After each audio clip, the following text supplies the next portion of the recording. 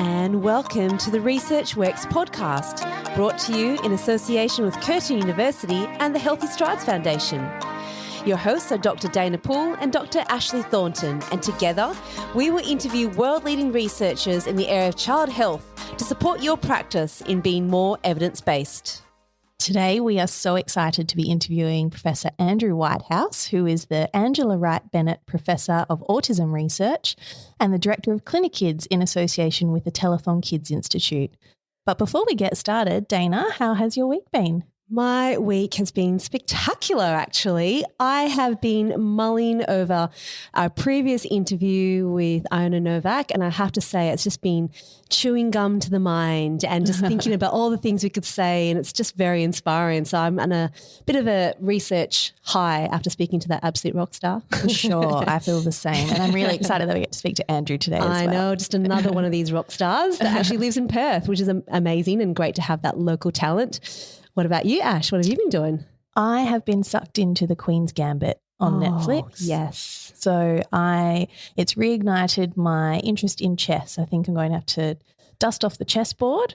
Very good. And get back into it. Very good. So you can do that whilst you're on parental leave. I can. Yeah, I'll teach my 2-year-old to play. It'll be great. Sounds like a plan. So, Dana, I'm so excited because today we're reviewing a report published in November 2020 with the Autism CRC, which is titled Interventions for Children on the Autism Spectrum, a synthesis of the research evidence. And our guest, who we are privileged to have in the studio with us, is the lead author, Professor Andrew Whitehouse. Andrew's a professor at the Telethon Kids Institute and the University of Western Australia, and he's also the Chief Research Officer of the Cooperative Research Centre for Living with Autism, also known as the Autism CRC. He's an adjunct professor at Curtin University and Edith Cowan University, and I think it's safe to say that when it comes to expertise in autism spectrum conditions, Andrew has a pretty significant track record.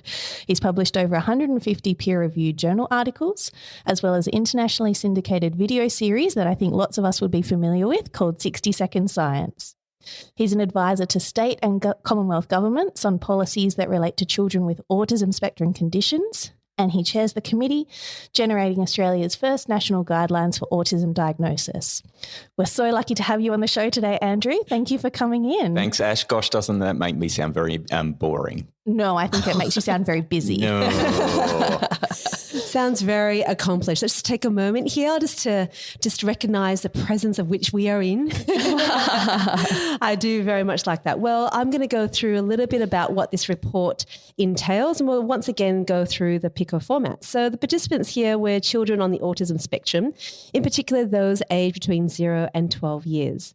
Now, with regards to the intervention, there was a narrative review, scoping review, as well as an umbrella review focusing on non-pharmacological interventions conducted to international best practice standards.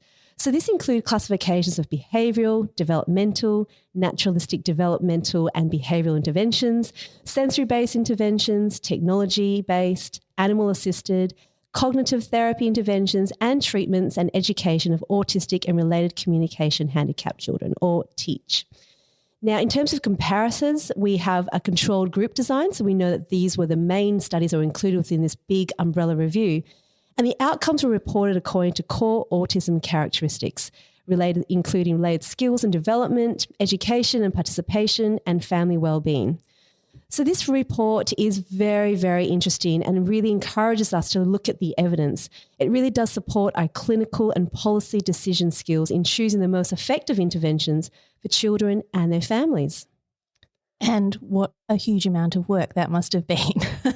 It was. I have to say it was a huge amount of work, but I'm very, very lucky that it was part of a really big, broad and deeply expert team, and I was just lucky to be part of it. So, yeah. Absolutely. So, Andrew, I think lots of people would be familiar with systematic reviews and what they involve and the level of evidence that a systematic review provides us, but could you explain a little bit more about what an umbrella review is and the process that you went through to put this umbrella review together? Absolutely. And it's a really great question because there are just so many sort of names for reviews nowadays. Look, we started at the point where we go, well, we've been asked by the federal government to develop a large review. Mm-hmm. And so how do we actually get to the point that we actually get an answer for the questions that's set. So the question was, what's the evidence for the intervention for different types of intervention for kids on the spectrum?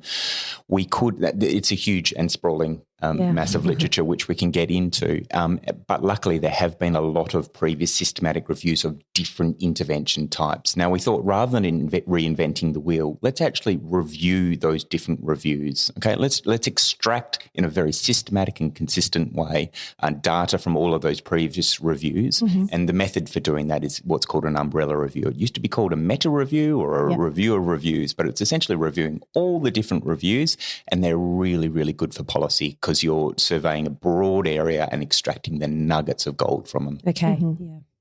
And so there's a couple of key definitions involved in this review. One is around evidence-based practice. Could you explain a little bit about how you defined evidence-based practice in this review? Well, look, there are many different ways. Isn't it bizarre? There are many different ways to define evidence-based practice, and it's often you attune your definition to what you're doing is often a lot of the time. Really what we're doing is we took quite a literal view in terms of what does the scientific literature say through particular scientific designs, and that's through what we call a controlled group design. So this design is where you have an experimental group, but you also have a control group as well, and that's a really nice way that we can actually start to get at the core elements of what good evidence is. And so in terms of being evidence-based in clinical practice, what would you say the key components of that are? Yeah, it's a really good point. So evidence-based practice is not simply just what do we read in journal articles. There are two other elements that go. So definitely the evidence is your foundation. Where have we tested it and what has borne out to have some scientific evidence? But the other two elements are, number one, clinical wisdom. There's a lot that we can't actually distill into numbers that comes along with really good clinical training and experience. For sure. That doesn't mean that that's the only thing we rely on. That's where we wander into dangerous territory, but it is an important element. And the third element, of course, is consumer feeling.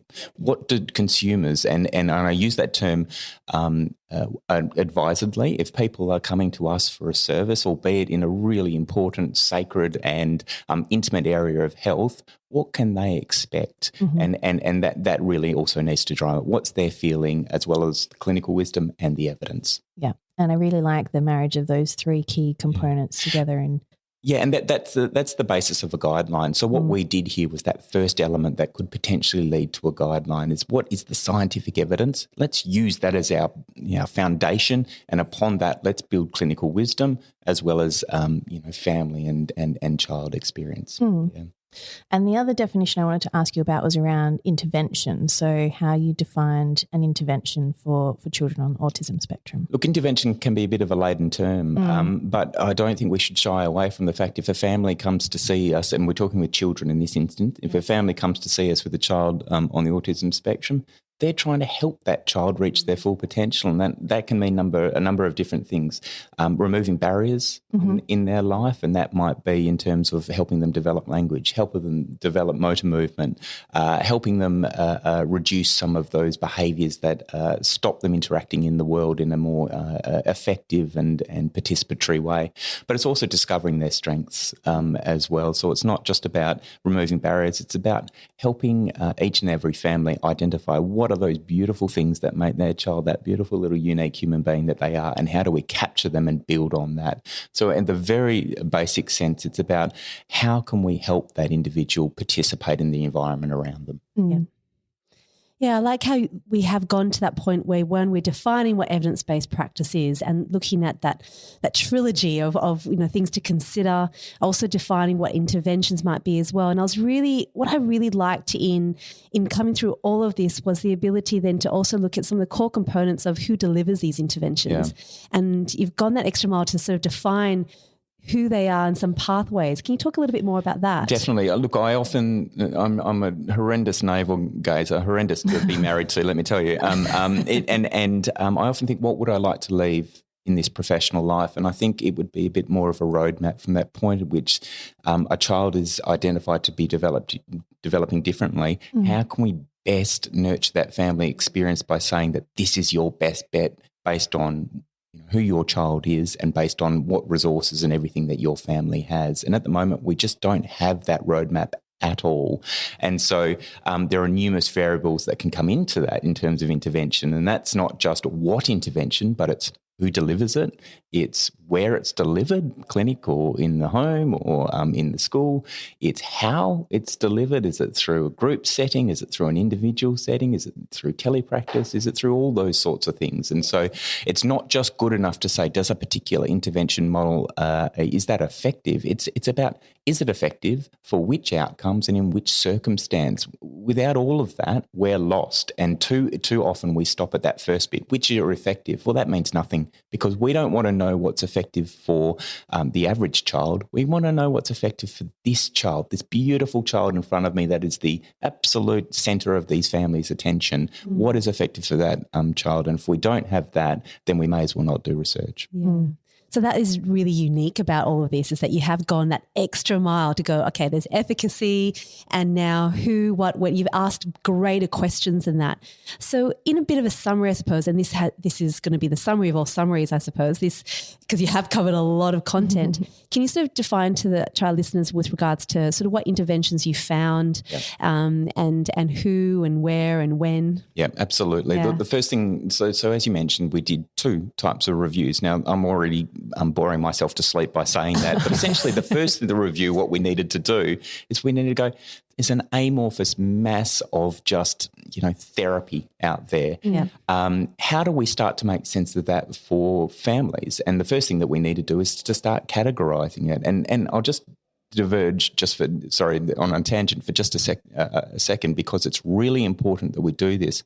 And I use this word very wisely, is that we are currently not doing ethical clinical practice. Families come in, they are at a really important point in their emotional understanding of what's going on with their child, yet we're not providing them a good understanding of all the different interventions out there, where they're essentially handing over their child and saying, here, help me. And that's not actually ethical clinical practice. Ethical clinical practice is working with the family so they understand what is going on, and then they can also start to help choose what they can do with their interventions. Especially at such a vulnerable time. Absolutely. And always think about analogies with other areas of health and medical practice. Would we do this with cancer? Would we do this with diabetes, where families don't have an informed consumer choice as to what they're doing? We wouldn't. Yeah. And we have to expect the same standards for our own area. Yes. And so that was what the first review was there's a huge mass of interventions out there. How do we start to categorise it that can make sense to families? And that was where we actually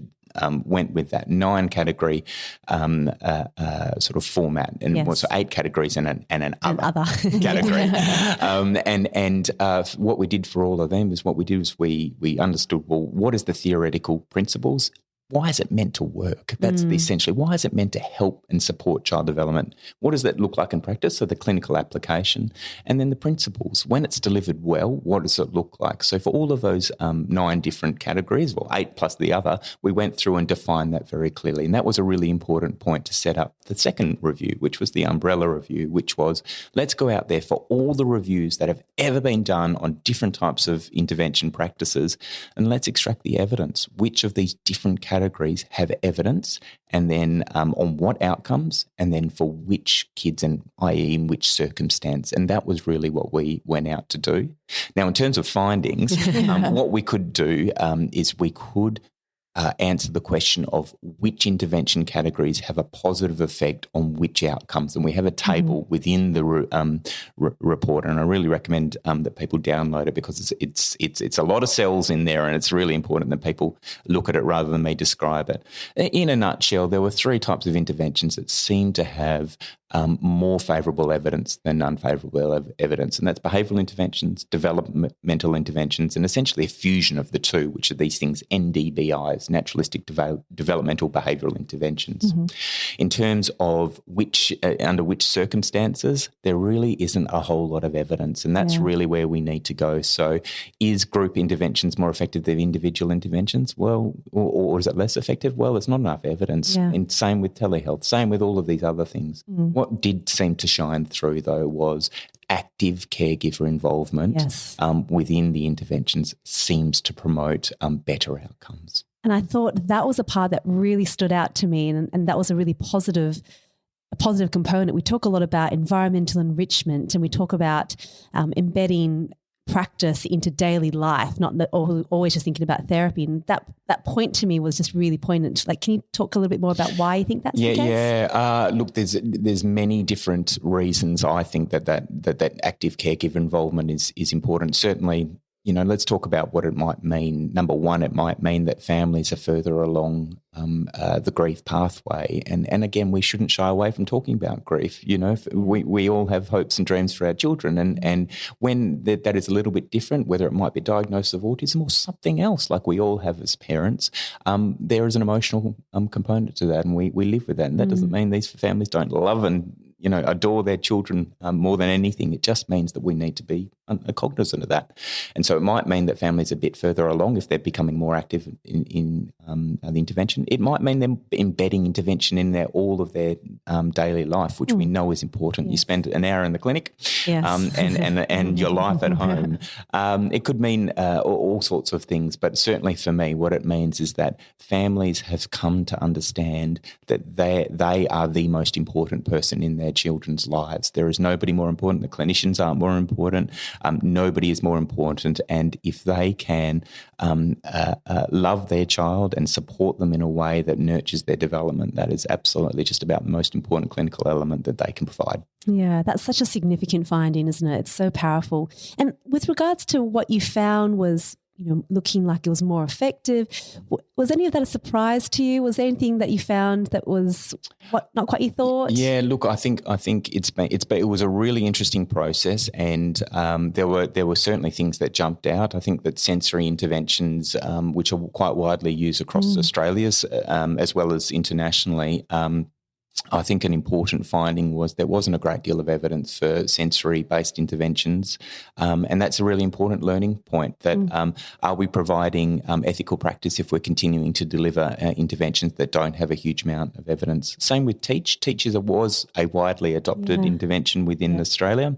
Really no evidence there to support its child development properties. Yes. Probably the thing that disappointed me the most was that there was very few systematic reviews that had examined unwanted or adverse effects. Yeah. And I think so we had, I believe there was about 8 of 58 interventions that had examined whether there are unwanted effects of intervention. Now, that comes from a place where we assume that psychosocial interventions don't have unwanted effects because all we're doing is supporting child development, and that's an assumption that needs to be constantly tested all the time, because there are unwanted effects simply by providing a non-evidence-based intervention, by families spending their time on this intervention rather than spending their time elsewhere. And so I think that was a bit of a call to action for all of us, that an important part of all of our intervention research is understanding, well, not just did it work, but what other effects did it have on the child and the family unit? Yeah, I imagine that's quite a hard thing for clinicians and people who are trained and deliver these types of interventions regularly to get their heads around having those conversations and changing their mindset around that a bit. And I think this is probably one of the things that I think is one of the most confronting things that people hear me say, is that we need to get real. Okay, there is, even in the NDIS, a huge scheme, a national disability insurance scheme in Australia, $32 billion per annum and growing. There is only a finite bucket of money, and we need to use that money to support families in the most effective way possible. Now, with all public money, we need to ensure that it's based on the best evidence. This is what we would expect from cancer, from diabetes, from asthma, from allergies, from everything else. And we need to get real that just because it maybe we haven't been holding ourselves to those standards, that's the way it should be. I'm very sympathetic to this is not how many people were trained, but at the same time, we expect public money to support our families, and then we need to do our part of the deal, and that's to provide evidence-based interventions. We have to hold ourselves to the same standards we hold others. Yeah. I think that's such a great point. And when we talk about adverse events, we often don't, as clinicians, don't go down that path. As allied health clinicians, we think about adverse events. Certainly as a physio, you think about fractures and cases such as that. But when we're talking about adverse events with limited funds, ethical use of limited funds and time and what children should be doing and what is effective, it's really something that we do need to pay attention to. But I can imagine that it'll be quite confronting for some clinicians who have been providing these therapies as they have been taught through many, many years, and suddenly to see that the evidence really doesn't support that. Do you have any thoughts about what we can do and to facilitate that change? Yeah, absolutely. And it's up to people like me. I think that this is the government commissioned this report, the National Disability Insurance Agency commissioned this report to create culture change. We need government levers in action. And previous to this report, a big piece of work we did was the National Diagnostic Guidelines for Autism. And that was a change. All of a sudden we developed an evidence-based process through a big stakeholder and consultative process. If we are going to implement that, then we need government levers to be in action. And that's what's happening. There is a government rollout procedure and process taking place right now. This is very similar to the intervention that if we cannot expect clinicians who are often very hand to mouth in terms of, the bottom line of their private practice. Yeah. And if we want to support evidence-based practice, then we need to provide that culture to do that. And so that means some time to retrain, not retrain, but uptrain. Yeah. That also comes down to professional societies to ensure that they are doing their bit to continue the upskilling of their profession. So I'm very sympathetic to individual clinicians. It comes down to government levers and professional organisations. And so, the knowledge translation component of this work, so getting the right information to the right people in the right way, is very involved, and you've got lots of different stakeholders who would, buy into the results of this piece of work. So could you talk a little bit about what kinds of different knowledge translation strategies you'll be using and for which groups of people? Yeah, and that's a really important part. This is an academic piece of work at the moment, which is, I would say, one step in about a 10-step process if we are going to have significant change out there. So number one is do that piece of work, and that's a huge bit of work, and I'm glad it's done. Number two, it's about providing the information in a way that's actually acceptable to families, and that's providing all the ways that we can upskill them through videos, through cheat sheets, through all sorts of things. And then number three, it's about developing a guideline. How do we use this piece to actually go on to develop a piece of work that can then frame every intervention decision out there? And so, as we mentioned previously, this is number one. What's the academic evidence saying? Number two, it's about going out and consulting. What do clinicians tell us? Because as I cannot emphasise this enough, there is a whole lot of clinical wisdom that cannot be encapsulated within numbers.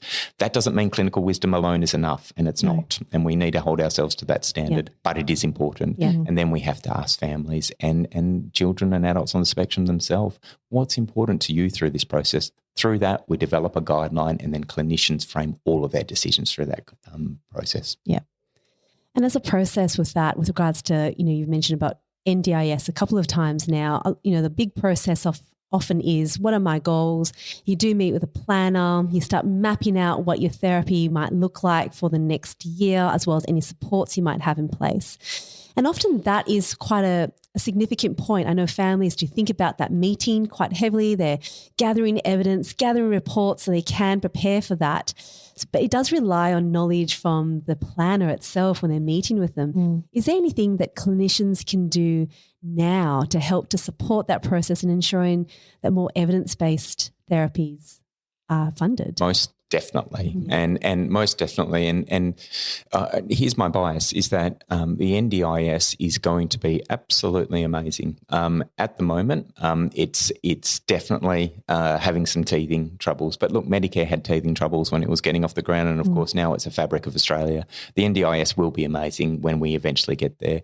An important part of that is the planners, and upskilling. These are wonderful humans who desperately want the best for the families that they see, it's important that they also get that information.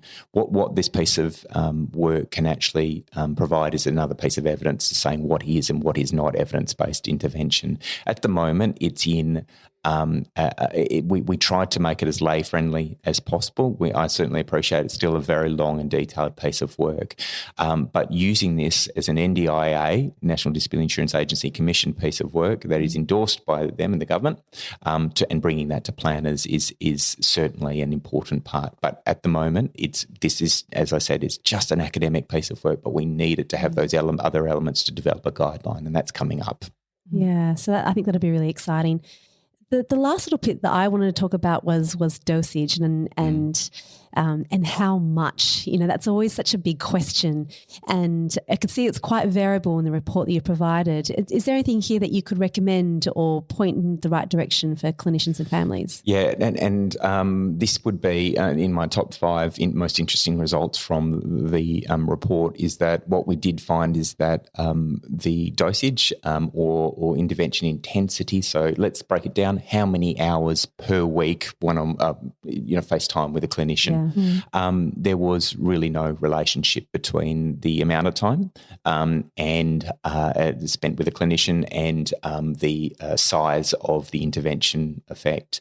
Now, the important thing there is that this doesn't mean that there's not a minimum of dosage, and there is almost certainly that. And so don't take this to mean that 1 hour per week is the same as 10 hours a week. It's certainly not that, but there's what we can certainly say is that the notion of dozens of hours per week is not. It's certainly not going to lead to larger intensity treatment effects for kids. Now, I think that's a really important thing. In autism, we've had this view that the more hours, the better, and any clinician on the coalface will tell you the detrimental effects that has on a child and family life over time. Yes, absolutely. And finances, of course, as well. And that's not saying that it hasn't been delivered in a well-meaning way, just to say that our report has found hasn't been delivered in an evidence-based way. So at the moment, no effective dosage, but at the same time, there's likely to be a minimum number of hours per week that is likely to be effective. We just don't know what that is. So, Andrew, lots of work that's been done and still lots of work left to do, which is really exciting, but probably tiring at the same time. You'll probably laugh when I ask you this question, but there's so much that was included in this paper. Is there anything that you found that actually didn't make it into the review work that you did? No. One of the things that we were really keen on doing is that this is not our clinical judgment or our scientific judgment that's coming here. We are just the conduits. And so the report itself, I can't remember, it's 80 to 100 pages, but the main report is about 80 to 100 pages, but the full document is about 400 pages. And the reason for that is we included all of our working out within the report because we wanted people to be able to go through and have an audit trail all the way through to see so transparent. And that was the really important aspect. And so if there were things that didn't make it into the sort of the first couple of chapters, which is the main deal, they'll find it in the appendix. Yeah. But I think if there is a takeaway from this is that certainly there is evidence that different types of interventions promote different child and family outcomes. What we don't know at the moment is for which kids. Sure. What we know is the average effects. And to an extent, it was a huge piece of work and I do think it's an important leap forward. But to a small extent, I was disappointed because we don't want to know, as an individual clinician, we don't want to know about the average child. We want to know about this beautiful child in front of us. And so that is the call to arms for researchers and clinicians. Yeah. And, for anyone who's feeling a little intimidated by the breadth of that report, there are those beautiful community summaries as well that are a really good starting point for people to kind of ease their way into thinking about that's this. Right. As I mentioned, this is one step towards a guideline, but that will take a couple of years. So we needed to provide ways for people to digest it in the interim, and so there are those community summaries. So hopefully people will, only doze, not go into full blown slumber. And so, given everything that you've learned throughout this process, I'd really love to hear your thoughts on where you think future research should go in this area, and not just kind of the topics, but also maybe the methodologies that people might think about using in their future research. Yeah, absolutely. Look, it goes back to that roadmap. What I'd love to leave in my professional life is a bit more of a roadmap for families at the point of them identifying their child as different. What is the best bet based on their child's behaviour, their child's development, their own family unit? What is the best bet for that child? I think that this report provides. In Western Australia, we used to have that hard copy UBD. Yes. I think that's You'd be lost without it. You would be. I think it provides the UBD. What we need is Google Maps, and I think that's what we need to do with our research. So we need to identify, which kids, how do we individualise this to which kids? So in terms of that, I actually think that the randomised controlled trial group design, I think that's a bit outdated for what we're trying to do here. And I think because all that gets us is the average effect across a group of kids, and our kids are as broad as humanity itself. Right. And so what we need to do is I think we need to move to more modern methods, Bayesian methods, adaptive clinical trials, which we're running in our Clinikids clinic at the moment. That's where you essentially make a number of clinical treatment decisions throughout the trial based on their response to intervention. From that, we will all of a sudden start to be identifying, based on what a child looks like in terms of their intellectual development, language development, motor movement, all sorts of things, what is the most effective intervention for that child? And I think that we almost need to abandon group clinical trials so we can actually get to the heart of what a clinical issue is. Yeah. I love that. That's looking at the best, the responders, and it combines what you were talking about before about evidence-based practice. What does it look like? It's not just hard one intervention. It's usually multifactorial. So let's have studies that do reflect what will happen in actual practice. Absolutely. And we also see it with, interventions that have been borne out through group control trials. And I'm sure I certainly don't doubt the science on them, but when you get an individual child and they're just not responding to it, you just go, well, they must have been within that in that group that dragged down the average of the group, and that's just not good enough. As a researcher, we have to actually respond to clinical practice, and that's all about the individual. If we're not doing that, then we're not doing our job as an ethical researcher. Let's use all of the lucky money that we are lucky to get through public funding to actually respond to clinical need. Yeah. And it's an exciting opportunity for researchers as well to upskill and start to, get their head around some of these newer, more novel at the moment methodologies, which I think is really exciting. Absolutely. And you know what? If I can learn them, anyone can learn them. Honestly, I am an old dog and the new tricks are coming harder and harder and harder. So absolutely. I just think that and the more that we talk about it, the more it will become just regular practice. So yeah, that's exciting. All right, well, that leads us into the Tell It to Ed segment. This is the 60-second pitch to the common man, Ed. Now, Ed, as you know, is our producer, and he's been listening in on all of this conversation. And this is a great opportunity for the 60-second pitch from the 60-second science man, actually. This is a perfect combination. It was made for you, Andrew. It really was. So, Andrew, can you describe to our producer, Ed, a bit about the study, the review, and the main messages, really? Absolutely, Ed. Here we go. I'm going to knock your socks off, mate. All right. So, Ed, children on the autism spectrum, there are dozens, if not hundreds of different ways that we can best, or at least try to support them, what we call interventions. At the moment, we don't have any idea how to make sense of all the different types of interventions and also what evidence there is. Are they effective or are they not? So what we did is we undertook 2 reviews. So that means we went out to the literature, the science literature, and understood what's out there. The first review, what we wanted to do is to categorise the interventions. Out of all of these interventions, how can we best create a framework that makes sense? What are they? That families can make sense of them. So we defined 9 different categories, 8 interventions plus another category. And through that, we hope to provide a bit of a framework that families can understand the different types of interventions that are out there. The second second review that we did was what we called an umbrella review, which is a review of all the previous reviews that have been done out there to understand what evidence there is for the interventions. What we were able to do was produce a report that had which interventions promote which child outcomes. So that means things like language ability, motor ability, as well as things like family and family functioning as well. What we did at the end of the report is actually say, well, these are the areas that we couldn't understand. And these are things such as, well, we can understand which interventions that are helpful for which outcomes of kids, but of course children differ in all sorts of ways. And what we really need to understand is which interventions are effective for which kids. And that really was the call to arms for researchers, is to understand when you do further research, start to understand which interventions are more effective for which types of kids. And that's all in a large report, but hopefully that's the cliff notes for you. Wow, 400 pages put into about 75 seconds. That was pretty close. Not bad at all. I think you've had some practice of this. All right, Ed, do you have any questions? Actually, I do. So I've actually got it written down. So let me just pull up my computer. I'm a bit nervous about the questions, I have to say. Always the lay questions are the hardest. Well, let's see if you can answer this one. So I've got autism as a spectrum. So obviously I'm a relative simpleton. Like I kind of understand the basics of things, but I understand that obviously there are different ends of a spectrum.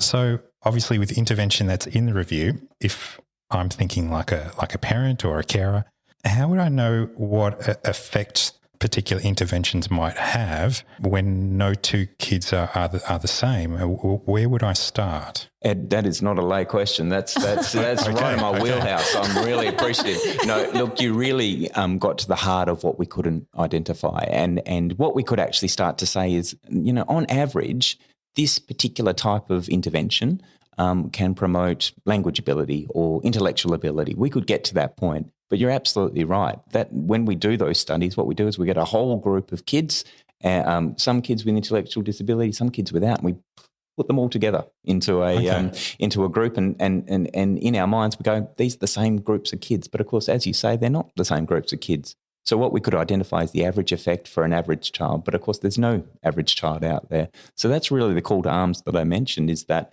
what we need to do is to identify, is this particular intervention effective for kids that maybe don't have language ability, or maybe kids who are really highly verbal as well. At the moment, we don't have that information, and that's what we really need to do. We need to move to those new research designs to actually start to get at that information. So you are, yes, you're 12 years study into the game right now. Fantastic. Thanks, Ed.